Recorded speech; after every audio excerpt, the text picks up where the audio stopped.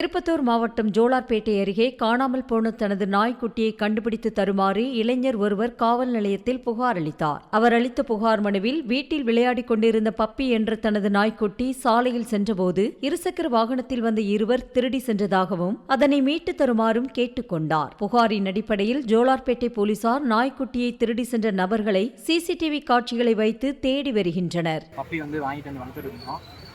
அது பார்க்க கூட கொஞ்சம் 17ஆம் தேதி வெளியே உள்ள விளையாடிட்டு இருந்தது. யூரின் போகிறதுக்காக கேட்டிலேருந்து வெளியே வந்திருந்தது. ஸோ 2-3 பேர் அதை வாட்ச் பண்ணியிருக்காங்க. ஒரு கருப்பு கலர் டிஷர்ட் போட்டு ஒரு எக்ஸலில் ஒருத்தர் வராரு. ஃபஸ்ட்டு அந்த நாய்க்குட்டி தூக்கிட்டு போய் அந்த கார்னரில் வைக்கிறாரு. அதுக்கப்புறமா அது அங்கங்கே போகிறதுனால அதை தூக்கி மறுபடியும் இந்த பக்கம் வைக்கிறாங்க.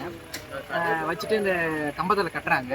கட்டிட்டு ஃபோன் அடிக்கிறாரு. யாருக்கோ ஒருத்தர் சிகப்பு கலர் சட்டைக்காரரு வராரு. அதுக்கு முன்னாடி 2 பசங்க 2 3 பேர் இருக்குங்க. அவங்க அங்கே நிற்கிறாங்க. அந்த நாய்க்குட்டியை பார்க்குறாங்க. பார்த்துட்டு அந்த சிகப்பு கலர் சட்டைக்காரரு வாங்கிட்டு எடுத்துகிட்டு போயிட்டே இருக்காங்க. இதுதாங்க நடந்தது. செய்திகளை உடனுக்குடனும் துல்லியமாகவும் தெரிந்து கொள்ள சப்ஸ்கிரைப் பண்ணுங்க.